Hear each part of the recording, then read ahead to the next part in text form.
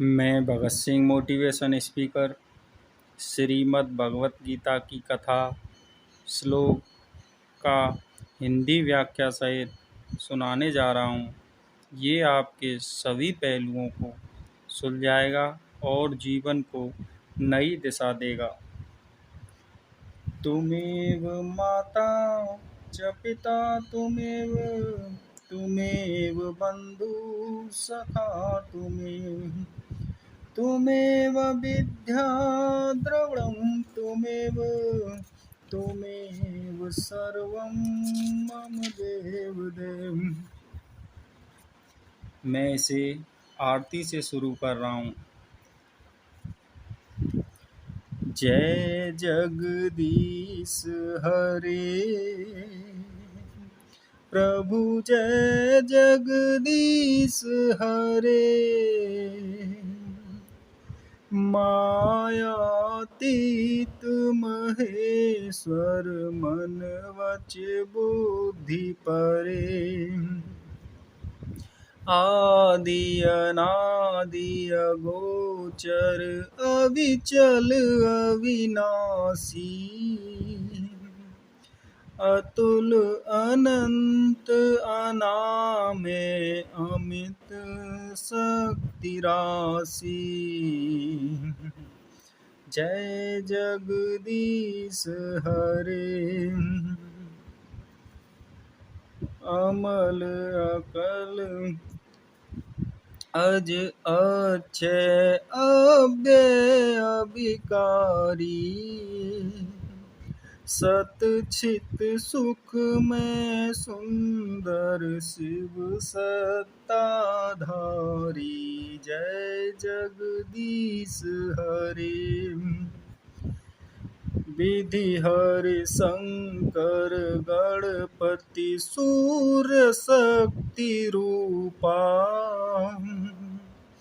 विश्व चराचर तुम ही जग भूपा। जय जगदीश हरे। मात पिता पिता में स्वामी सुहृद भरता। विश्वोत्पादक पालक रक्षक संहरता। जय जगदीश हरे। साक्षी शरण सखा प्रिय प्रीतम पूर्ण प्रभो। केवल काल कला निधि कालातीत विभो। जय जगदीश हरे। राम कृष्ण करुणा में प्रेमामृत सागर। मनमोहन मुरलीधर नित नव नट नागर।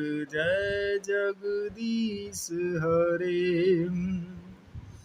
सब विधिहीन मलन मति हम अति पात की जन। प्रभु पद विमुख अभागी कल कल सित तन मन। जय जगदीश हरे।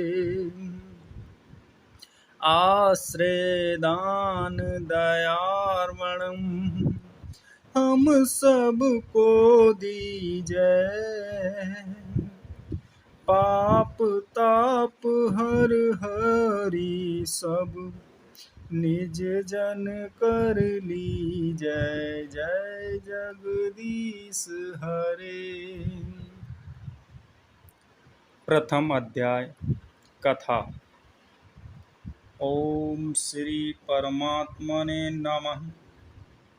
श्रीमद् भगवत गीता के पहले अध्याय का महात्म्य। श्री पार्वती जी ने कहा, भगवान आप सब तत्वों के ज्ञाता हैं। आपकी कृपा से मुझे श्री विष्णु संबंधी नाना प्रकार के धर्म सुनने को मिले, जो समस्त लोक का उद्धार करने वाले हैं। देवेश, अब मैं गीता का महात्म्य सुनना चाहती हूँ, जिसका श्रवण करने से श्री हरि में भक्ति बढ़ती है। श्री महादेव जी बोले, जिनका श्री विग्रह अलसी के फूल की भांति श्याम वर्ण का है, पक्षीराज गरुड़ ही जिनके वाहन हैं, जो हमारी महिमा से कभी च्युत नहीं होते तथा शेषनाग की शैया पर शयन करते हैं, उन भगवान महाविष्णु की हम उपासना करते हैं। एक समय की बात है, मुर दैत्य के नाशक भगवान विष्णु शेषनाग के रमणीय आसन पर सुखपूर्वक विराजमान थे। उस समय समस्त लोगों को आनंद देने वाली भगवती लक्ष्मी आदर पूर्वक प्रश्न किया। श्री लक्ष्मी जी ने पूछा, भगवान, आप संपूर्ण जगत का पालन करते हुए भी अपने ऐश्वर्य के प्रति उदासीन से होकर जो इस क्षीर सागर में नींद ले रहे हैं, इसका क्या कारण है? श्री भगवान बोले, सुमुखी, मैं नींद नहीं लेता हूँ, अपितु तत्व का अनुसरण करने वाली अंतर्दृष्टि द्वारा अपने ही माहेश्वर तेज का साक्षात्कार कर रहा हूँ। देवी, यह वही तेज है जिसका योगी पुरुष कुशाग्र बुद्धि के द्वारा अपने अंतकरण में दर्शन करते हैं तथा जिसे मीमांसक विद्वान वेदों का सार तत्व निश्चित करते हैं। वह माहेश्वर तेज एक अजर प्रकाश स्वरूप आत्मरूप, रोग शोक से रहित अखंड आनंद का पुंज, निष्पन्द, निरीह तथा दैत्य रहित है। इस जगत का जीवन उसी के अधीन है, मैं उसी का अनुसरण करता हूँ। देवेश्वरी, यही कारण है कि मैं तुम्हें नींद लेता सा प्रतीत हो रहा हूँ। श्री लक्ष्मी जी ने कहा, ऋषिकेश, आप ही योगी पुरुषों के ध्येय हैं। आपके अतिरिक्त भी कोई ध्यान करने योग्य तत्व है, यह जानकर मुझे बड़ा कौतूहल हो रहा है। इस चराचर जगत की सृष्टि और संहार करने वाले स्वयं आप ही हैं, सर्वसमर्थ हैं। इस प्रकार की स्थिति में होकर भी यदि आप उस परम तत्व से भिन्न हैं, तो मुझे उसका बोध कराइए। श्री भगवान बोले, प्रिय, आत्मा का स्वरूप दैत्य और अदैत्य से पृथक, भाव और अभाव से विमुक्त तथा आदि और अंत से रहित है। शुद्ध ज्ञान के प्रकाश से उपलब्ध होने वाला तथा परमानंद स्वरूप होने के कारण एकमात्र सुंदर है। वही मेरा ईश्वरीय रूप है। आत्मा का एक तत्व ही सबके द्वारा जानने योग्य है। गीता शास्त्र में इसी का प्रतिपादन हुआ है।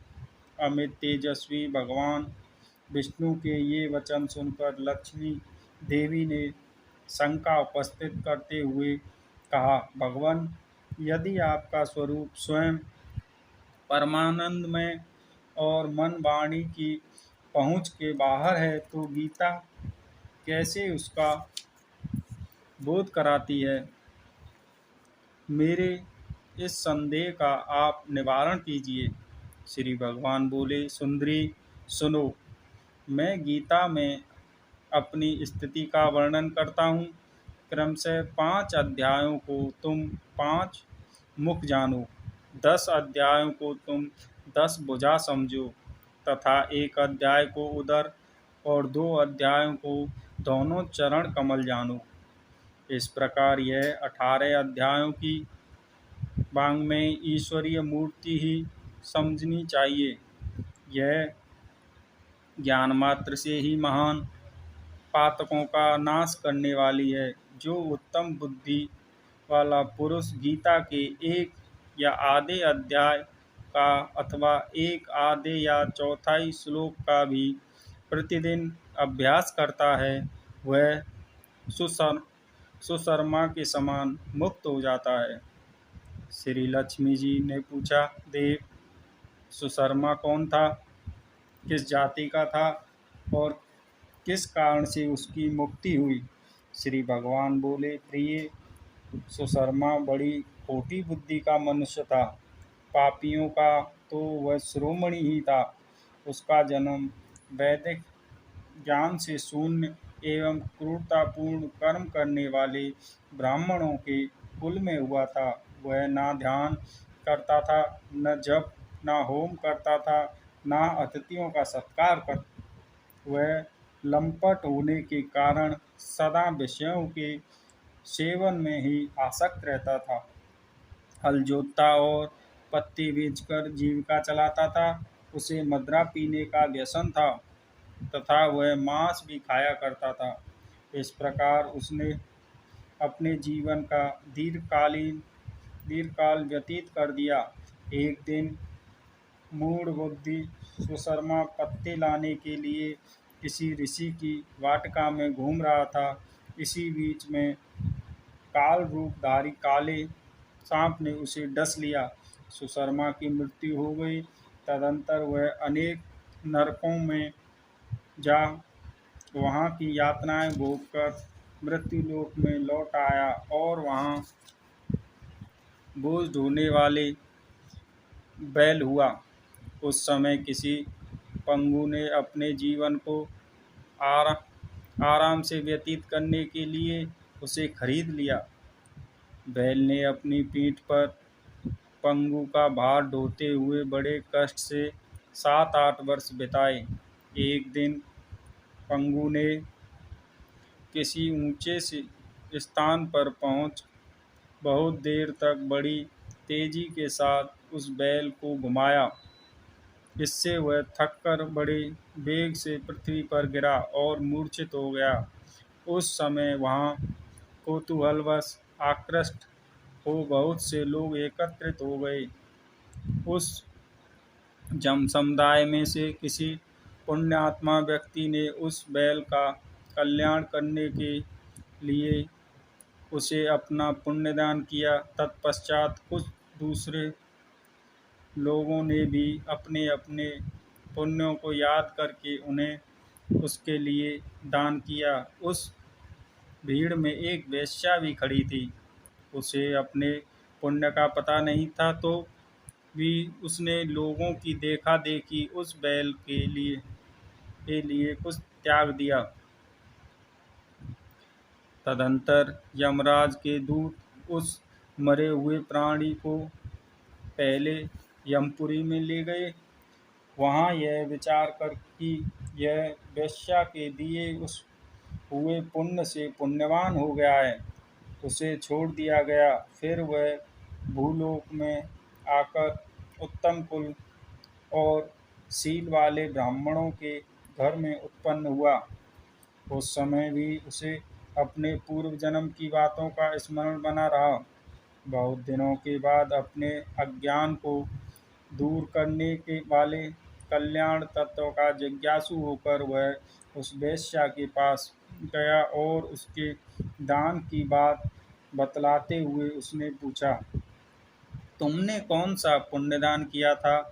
वेश्या ने उत्तर दिया, वह जिस पिंजरे में बैठा हुआ तोता प्रतिदिन कुछ पढ़ता है, उससे मेरा अंतकरण पवित्र हो गया। उसी का पुण्य मैंने तुम्हारे लिए दान किया था। इसके बाद उन दोनों ने तोते से पूछा। तब उस तोते ने अपने पूर्व जन्म का स्मरण करके प्राचीन इतिहास कहना आरंभ किया।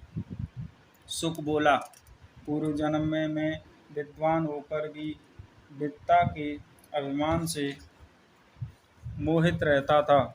मेरा राग द्वेष इतना बढ़ गया था कि मैं गुणवान विद्वानों के प्रति भी ईर्ष्या भाव रखने लगा। फिर समय अनुसार मेरी मृत्यु हो गई और मैं अनेकों घृणित लोकों में भटकता फिरा। उसके बाद इस लोक में आया। तद्रूप की अत्यंत निंदा करने के कारण तोते के कुल में मेरा जन्म हुआ। पापी होने के कारण छोटी अवस्था में ही मेरा माता पिता से वियोग हो गया। एक दिन मैं ग्रीष्म ऋतु में तपे हुए मार्ग पर पड़ा था। वहाँ से कुछ श्रेष्ठ मुनि मुझे उठा लाए और महात्माओं के आश्रय के भीतर एक पिंजरे में उन्होंने मुझे डाल दिया। वहीं मुझे पढ़ाया गया। ऋषियों के बालक बड़े आदर के साथ गीता के प्रथम अध्याय की आवृत्ति करते थे। उन्हीं से सुनकर मैं भी बारंबार पाठ करने लगा। इसी बीच में एक चोरी करने वाले बहेलिया ने मुझे वहाँ से चुरा लिया। तत्पश्चात इस देवी ने मुझे खरीद लिया। यही मेरा वृतांत है, जिसे मैं आप लोगों से बता दिया। पूर्व काल में मैंने इस प्रथम अध्याय का अभ्यास किया था, जिससे मैंने अपने पापों को दूर किया है। फिर उसी से इस वेश्या का भी अंतःकरण शुद्ध हुआ है और उसी के पुण्य से ये द्विश्रेष्ठ सुशर्मा भी पाप मुक्त हुए हैं। इस प्रकार परस्पर वार्तालाप और गीता के प्रथम अध्याय के महात्म्य की प्रशंसा करके वे तीनों निरंतर अपने अपने घर पर गीता का अभ्यास करने लगे। फिर ज्ञान प्राप्त करके वे मुक्त हो गए। इसलिए जो गीता के प्रथम अध्याय को पढ़ता है, सुनता है तथा अभ्यास करता है, उसे इस भवसागर को पार करने में कोई कठिनाई नहीं होती है। ओम श्री परमात्मने नमः। अथि श्रीमद् भगवत गीता अथ प्रथमो अध्याय। धर्म क्षेत्रे कुरुक्षेत्रे संवेतायुत्सव मामाक पाण्डवश्चैव किं कुर्वत संजय। धृतराष्ट्र बोले, हे संजय, धर्म भूमि कुरुक्षेत्र में इकट्ठे हुए युद्ध की इच्छा वाले मेरे और पांडु के पुत्रों ने क्या किया। दृष्टा तो पांडवानीकं व्यूढं दुर्योधनस्तदा आचार्यमुपसंगम्य राजा वचन ब्रवीत। इस पर संजय बोले, उस समय राजा दुर्योधन ने व्यूहरचना युक्त पांडवों की सेना को देखकर और द्रोणाचार्य के पास जाकर यह वचन कहा। पश्यतान्नं पाण्डुपुत्राणामाचार्यमहती चमूं व्यूढा द्रुपदपुत्रेण तव शिष्येण धीमता। हे आचार्य, आपके बुद्धिमान शिष्य द्रुपदपुत्र धृष्टद्युम्न द्वारा व्यूहाकार खड़ी की गई पांडुपुत्रों की इस बड़ी भारी सेना को देखिए।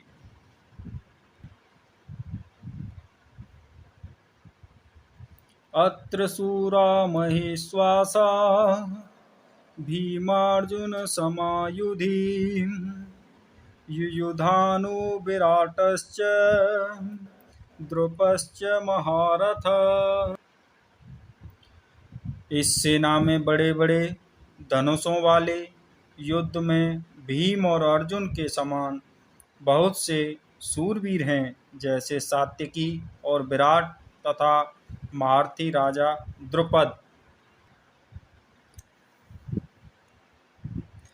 धृष्टकेतुस्केतितान् काशीराजश्च वीरवान् पुरुजित कुरुकान्तिभोजश्च शैबश्च नरपुंगव। और धृष्टकेतु, चेकितान तथा बलवान काशीराज, पुरुजित कुंती भोज और मनुष्यों में श्रेष्ठ सैव्य। युध्यमान युश्च विक्रांत उत्तमौजस्य वीर्यवान् सुभाद्रो द्रौपद्याश्च सर्व एव महारथा। और पराक्रमी युद्धामन्यु तथा बलवान उत्तमौजा, सुभद्रा पुत्र अभिमन्यु और द्रौपदी के पांचों पुत्र, ये सभी महारथी हैं। अस्माकं तु विशिष्टा ये तानि बोधुजिदोतम नायकामं सैन्यश्च संज्ञार्थ ताम्रविमीते। हे ब्राह्मण श्रेष्ठ, हमारे पक्ष में भी जो प्रधान हैं उनको आप समझ लीजिए। आपके जानने के लिए मेरी सेना के जो सेनापति में हैं उनको कहता हूँ। भावान् भीष्मश्च कर्णश्च कृपश्च समतेजय अश्वस्थामा विक्रमश्च सोमदत्तिस्तथैव च। एक तो स्वयं आप और पिता में भीष्म तथा कर्ण और संग्राम विजयी कृपाचार्य तथा वैसे ही अश्वस्थामा, विकर्ण और सोमदत्त का पुत्र भूरिश्रवा। अन्ये च बहवः शूरा मदर्थे त्यज जीविता नानाशास्त्रप्रहरणा सर्वे युद्धविशारदा। तथा और भी बहुत से शूरवीर अनेक प्रकार के अस्त्र और शस्त्रों से युक्त, मेरे लिए जीवन की आशा को त्यागने वाले सब के सब युद्ध में चतुर हैं। अपर्याप्तं तदस्थामं बलं भीष्माभिरक्षितं पर्याप्तं त्वमेतेषां बलं भीमाभिरक्षितम्। भीष्म पितामह द्वारा रक्षित हमारी वह सेना सब प्रकार से अजेय है और भीम द्वारा रक्षित इन लोगों की यह सेना जीतने में सुगम है। अयनेषु साचर्वेषु यथा भागमवस्थिता भीष्ममेवाभिरक्षन्तु भवन्तः सर्व एव हि। इसलिए सब मोर्चों पर अपनी अपनी जगह स्थिर रहते हुए आप लोग सब के सब ही निस्संदेह भीष्म पितामह की ही सब ओर से रक्षा करें। तस्य संजय हर्ष कुरुवृद्ध पितामह सिंहनादं विनद्धोच्चैश्च शंखददमो प्रतापवान्। इस प्रकार द्रोणाचार्य से कहते हुए दुर्योधन के वचनों को सुनकर कौरवों में वृद्ध बड़े प्रतापी पितामह भीष्म ने उस दुर्योधन के हृदय में हर्ष उत्पन्न करते हुए उच्च स्वर से सिंह की नाद के समान गर्जन शंख बजाया। तत्शंकश्च भर्व्यश्च पर्वानका गोमुखा सहसेवा भव्यं हंसयन्त सा शब्दस्तत मुलोकभवत्। उसके उपरांत शंख और नगाड़े तथा ढोल, मृदंग और नरसिंह आदि बाजे एक साथ ही बजे। उनका वह शब्द बड़ा भयंकर हुआ। तत्श्वेतर्युक्ते महन्ते सस्यमदेन स्थितो माधवा पाण्डवैश्च दिव्यो शङ्को प्रददमधु। उसके अनंतर सफ़ेद घोड़ों से युक्त रथ में बैठे हुए श्री कृष्ण महाराज और अर्जुन ने भी अलौकिक शंख बजाए। पाण्डजन्य ऋषिकेशो देवदत्तं धनञ्जय पौण्ड्रधमो महाशङ्खं भीमकर्मा वृकोदर। उनमें श्री कृष्ण महाराज ने पांजयन नामक शंख और अर्जुन ने देवदत्त नामक शंख बजाया। भयानक कर्म वाले भीमसेन ने पौंड्र नामक महाशंख बजाया। अनंत विजयम राजा कुंती पुत्रो युधिष्ठिर नकुल सहदेवश्च सुघोषमणिपुष्पको। कुंती पुत्र राजा युधिष्ठिर ने अनंत विजय नामक शंख और नकुल तथा सहदेव ने सुघोष और मणिपुष्पक नामक वाले शंख बजाए। काश्च परमेश्वास शिखंडी च महारथा दृष्टद्रुमो विराटश्च सात्यकिश्च पराजिनजित। श्रेष्ठ धनुष वाले काशीराज और महारथी शिखंडी और दृष्टद्रुम तथा राजा विराट और अजय सात्यकी। साघोषु धार्तराष्ट्रं हृदयानि व्यदारत् नवश्च पृथ्वी के चैव तुमुलो व्यनुनादयन्। तथा राजा द्रुपद और द्रौपदी के पांचों पुत्र और बड़ी भुजा वाले सुभद्रा पुत्र अभिमन्यु, इन सब ने राजन अलग अलग शंख बजाए। अथ व्यवस्थातं दृष्टा धार्तराष्ट्र कपिध्वज प्रवर्ते शास्त्र संपाते धनुरुद्यमे पांडव।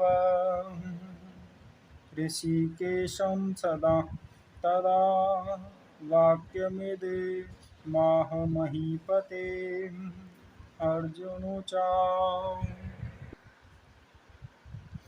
सेनयोरुभयोर्मध्ये रथं स्थापय मेऽच्युत।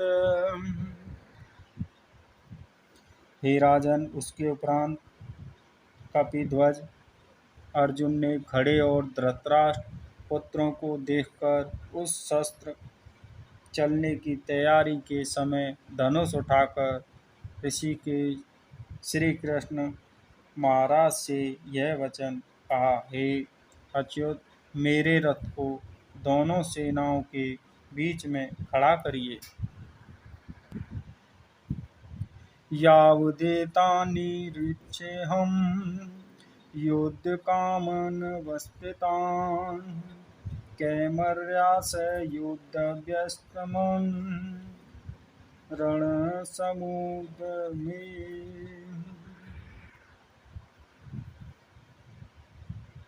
जब तक मैं इन स्थिर हुए युद्ध की कामना वालों को अच्छी तरह देख लूं कि इस युद्ध में व्यापार में मुझे किन किन के साथ युद्ध करना योग्य है।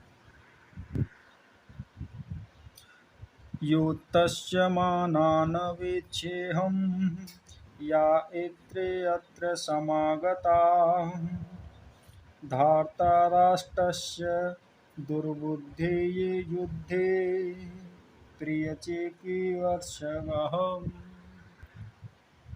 दुर्बुद्धि दुर्योधन का युद्ध में कल्याण चाहने वाले जो ये राजा लोग इस सेना में आए हैं, उन युद्ध करने वालों को मैं देखूंगा। संजय उवाच एवमुक्तो ऋषिकेशो गुण्डाकेशेन भारत सेनयोरुभयोर्मध्ये स्थापयित्वा रथोत्तमम्। संजय बोले, हे धृतराष्ट्र, अर्जुन द्वारा इस प्रकार कहे हुए महाराज श्री कृष्ण चंद्र ने दोनों सेनाओं के बीच में भीष्म और द्रोणाचार्य के सामने और संपूर्ण राजाओं के सामने उत्तम रथ को खड़ा करके ऐसे कहा कि हे पार्थ, इन इकट्ठे हुए कौरवों को देख। भीष्म द्रोणा प्रमुखतः सर्वेषां च महीचिताम्। उवाच पार्थ पश्यताम् संवेतान् कुरुनिति। तत्रापश्यत्स्तापन् पार्थ पितृनथ पितामहान् आचार्यन् तुलाभरन्तात्र पुत्रान् पौत्रशङ्खशिखस्तथा। तत्रापश्यत्स्थितान् पार्थं पितृनथ पितामहान् आचार्यन् तुलाभरतं पौत्रशिखस्तथा। उसके उपरांत प्रतापपुत्र अर्जुन ने उन दोनों ही सेनाओं में स्थित हुए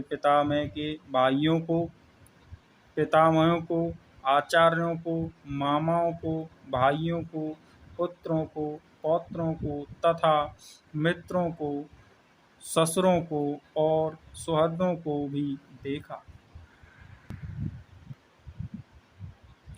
स्वसुराणां सुहृदश्च सेनयोरुभयोरपि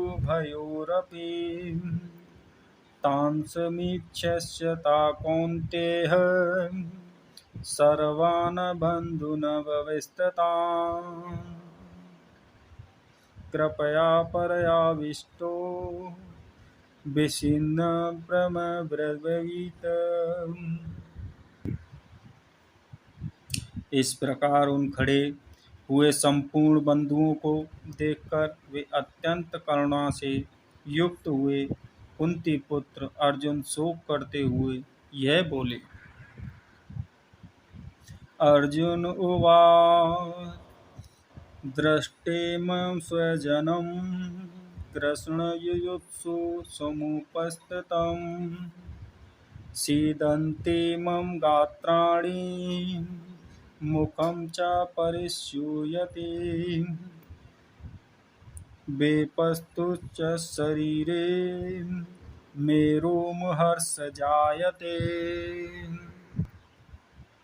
हे कृष्ण, इस युद्ध की इच्छा वाले खड़े हुए स्वजन समुदाय को देखकर मेरे अंग शिथिल हुए जाते हैं और मुख भी सूखा जाता है और मेरे शरीर में कंप तथा रोमांच होता है।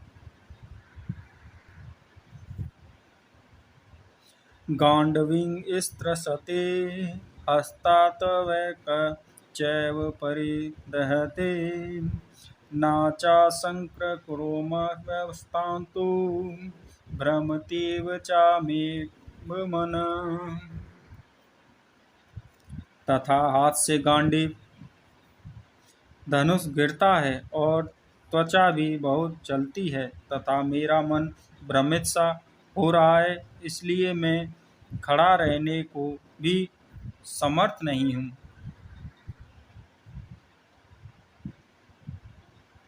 निमित्तानि च पश्यामि विपरीतानि केशव नाचाश्रेयो अनुपश्यामि हत्वा स्वजनमाहवे।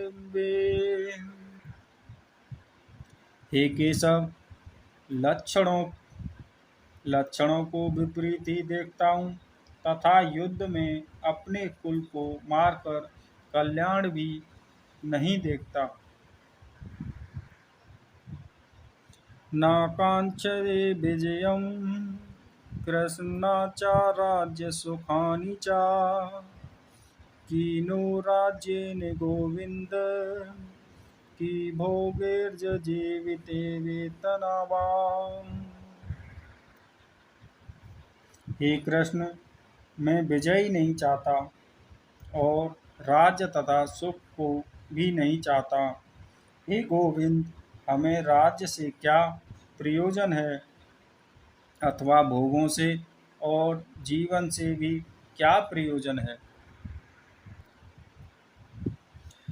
यस्मार्थे कांक्षितं नो राज्यं भोगा सुखानि च ता इमे अवस्थिता युद्धे प्राणस्तवक्ता धनानि च।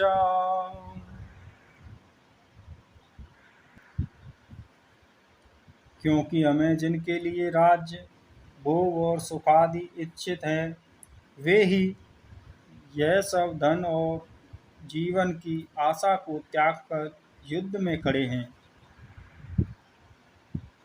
आचार्य पितृ पुत्रस्तैव च पितामहा मामातुल्य स्वमासुरा पौत्रशाला संबधिनस्तथा। जो कि गुरुजन, ताऊ, चाचे, लड़के और वैसे ही दादा, मामा, ससुर, पोते, साले तथा और भी संबंधित लोग हैं। एतान् हन्तुमिच्छामि धृतोऽपि मधुसूदन अपि त्रिलोक्यराज्यस्य हेतु किनु मही कृते। इसलिए हे मधुसूदन, मुझे मारने पर भी अथवा 3 लोक के राज्य के लिए भी मैं इन सब को मारना नहीं चाहता। फिर पृथ्वी के लिए तो कहना ही क्या है। निहत्य धृतराष्ट्रं का प्रीति स्याज्यस्य नारदन पापमेश्वाश्रदेस्तान् हन्तत्वैव तातानातायन। हे जनार्दन, धृतराष्ट्र के पुत्रों को मारकर भी हमें क्या प्रसन्नता होगी। इन आतिताइयों को मारकर तो हमें पाप ही लगेगा। तस्मान् हर्ता वयन् हन्तु धार्तराष्ट्रन् स्वबान्धवान् स्वजनं हि कथं हत्वा सुखिनः स्याम माधव। इससे हे माधव, अपने बांधव धृतराष्ट्र के पुत्रों को मारने के लिए हम योग्य नहीं हैं, क्योंकि अपने कुटुंब को मारकर हम कैसे सुखी होंगे। यद्यपि न पश्यन्ति लोभेपह चेतस कुलस्य कृतं दोषं मित्रद्रोहे च पातकम्। यद्यपि लोभ से भ्रष्टचित्त हुए ये लोग कुल के नाशकृत दोष को और मित्रों के साथ विरोध करने में पाप को नहीं देखते हैं। कथं न ज्ञेयमस्माभिः पापादस्मान्निवर्तितुं कुलक्षयकृतं दोषं प्रवश्चर्वर्ति जनार्दन। परंतु हे जनार्दन, कुल के नाश करने से होते हुए दोष को जानने वाले हम लोग को इस पाप से हटने के लिए क्यों नहीं विचार करना चाहिए। कुलचे प्रणश्यन्ति कुलधर्मा सनातना धर्मे